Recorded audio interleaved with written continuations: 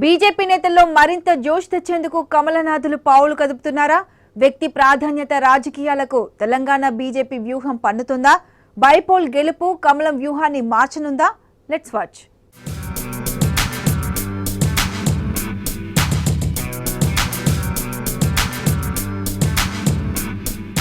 హుజూరాబాద్ ఉప ఎన్నికల ఫలితాలతో బీజేపీ నేతల్లో ఇంకా జోష్ పెంచేందుకు ఆ పార్టీ నేతలు ముమ్మర ప్రయత్నాలు చేస్తున్నారు. ఇందులో భాగంగా ప్రభుత్వ వ్యతిరేక కార్యక్రమాలకు పిలుపునిస్తున్నారు. ఎక్కడ ఏ సంఘటన జరిగినా వెంటనే వాలిపోయేలా దిశానిర్దేశం చేస్తున్నారు. దీంతో పాటు రాష్ట్ర స్థాయిలో కూడా పలు కార్యక్రమాలకు పార్టీ నాయకత్వం రూపకల్పన చేస్తోంది. ఇందులో భాగంగానే ఆ పార్టీ అధ్యక్షుడు బండి సంజయ్ ప్రభుత్వానికి ఎక్కువగా సమయం ఇవ్వకుండా కార్యక్రమాలకు పిలుపునిచ్చారు. ఈ క్రమంలోనే బీజేపీని నిలవరించేందుకు దళిత బంధు ఆయుధాన్ని తీసుకొచ్చిన అధికార పార్టీపై తిరిగి ప్రభుత్వంపై ప్రయోగించేందుకు సన్నద్ధమయ్యారు. దళిత బంధును ఎన్నికలకు ముందు హుజూరాబాద్ నియోజకవర్గానికి పరిమితం చేసిన టీఆర్ఎస్ పై ఒత్తిడి తెచ్చేందుకు పిలుపునిచ్చారు. ఈ నేపథ్యంలో రాష్ట్ర వ్యాప్తంగా దళిత బంధును అమలు చేయాలని ఆ పార్టీ అధ్యక్షుడు బండి సంజయ్ డిమాండ్ చేశారు. ఇందుకు సంబంధించి ప్రభుత్వంపై ఒత్తిడి తేవాలని పార్టీ శ్రేణులకు పిలుపునిచ్చారు.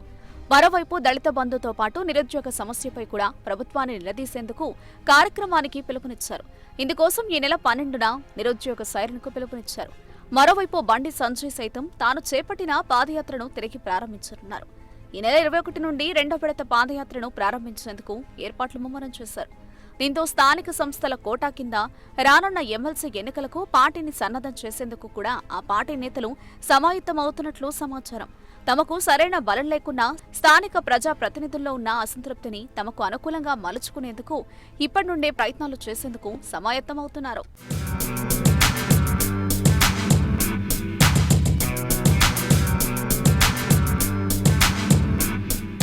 మరోవైపు ఎక్కడ సమస్యలు ఉన్నా ప్రభుత్వానికి వ్యతిరేకంగా జన సమీకరణ చేసేందుకు పార్టీ శ్రేణులు పావులు కదుపుతున్నాయి. హుజూరాబాద్ ఉప ఎన్నిక విజయం ఇచ్చిన జోష్ను ఇలాగే కొనసాగిస్తూ కుల సమీకరణాలను మరింత అనుకూలంగా మార్చుకుంటూ ఉన్నవాళ్లలో అత్యధిక ప్రజాదరణ కలిగిన నేత ముఖంతోనే రాబోయే అసెంబ్లీ ఎన్నికల్లో పోరాడాలని బీజేపీ భావిస్తున్నట్లు తెలుస్తోంది.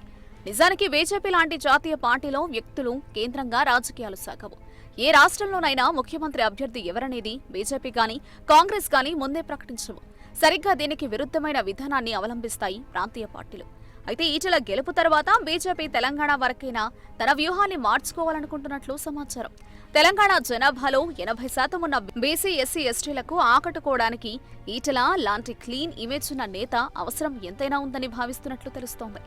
ఈటెల కంటే సమర్థుడైన సీఎం అభ్యర్థి మరొకరు లేరని, హిందుత్వ భావజాలంతో కంటే కూడా తెలంగాణలో వేళ్లునకుపోయిన వామపక్ష బహుజన పొలిటికల్ ఫిలాసఫీని వంట పట్టించుకున్న ఈటెల లాంటి నేతకు ప్రాధాన్యం ఇవ్వడం ద్వారా రాష్ట్రంలో అధికార పగ్గాలు చేపట్టడం తేలికవుతుందనే వాదన కూడా వినిపిస్తోంది.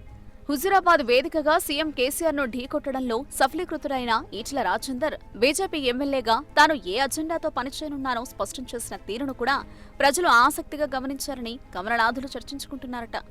ఇదే ఇప్పుడు వ్యూహంగా కమలదండు పావులు కల్పనుంది. ఈ మేరకు ఈటెలను లీడ్ తీసుకుంటూ రాజకీయాల్ని మరింత వేడెక్కించేలా చేయాలని వ్యూహాలు రచిస్తున్నారట.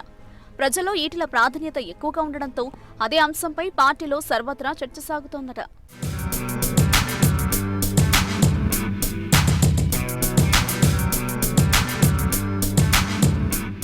తాను ఎప్పటికీ ఉద్యమ బిడ్డనే అని, దళిత బంధును రాష్ట్రమంతటా అమలు చేసేలా కేసీఆర్ మెడలు వంచుతానని, సంక్షేమ పథకాలు అందరికీ చేరేదాకా పోరాడతానని, నిరంకుశ దొరను గద్దెదించేదాకా నిద్రపోనని ఈటెలు చెప్పిన మాటల వెనుక దీర్ఘకాలిక వ్యూహాలున్నట్లుగా అర్థమవుతోందని విశ్లేషకులంటున్నారు.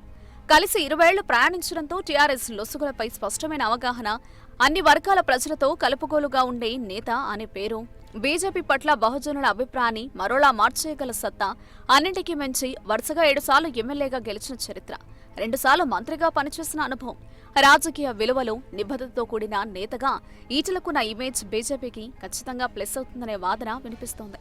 అదీగాక దేశంలోని ఇతర రాజకీయ పార్టీలకు భిన్నంగా ఏ రాష్ట్రానికి ఆ రాష్ట్రంలోని స్థానిక సామాజిక సమీకరణాలు రూపొందించడంలో బీజేపీ అందవేసిన చేయి. గడిచిన 2 దశాబ్దాల్లో ఆ పార్టీ ఎదిగిన తీరు, ఒక్కొక్కటిగా రాష్ట్రాలను గెలుచుకుంటూ వచ్చిన విధానాన్ని క్షుణ్ణంగా పరిశీలిస్తే బీజేపీ సోషల్ ఇంజనీరింగ్ ఏ మేరకు సక్సెస్ సాధించిందో ఇట్టే అర్థం చేసుకోవచ్చని విశ్లేషకులు చెబుతున్నారు. తెలంగాణలోనూ ఆ విధానాన్ని అవలంబిస్తూనే దక్షిణాదిలో సెంటిమెంట్గా భావించి వ్యక్తి ప్రాధాన్యాన్ని కూడా పరిగణలోకి తీసుకోవాలని బీజేపీ యోచిస్తున్నట్లు తెలుస్తోంది.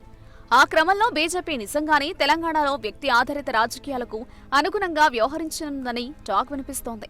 ఈ నేపథ్యంలో బీజేపీ సైతం కేంద్రీకృత వ్యూహాన్ని మార్చుకుని తెలంగాణలో పీఠం చేజిక్కించుకుంటుందో లేదోనన్నది హాట్ టాపిక్ గా మారింది.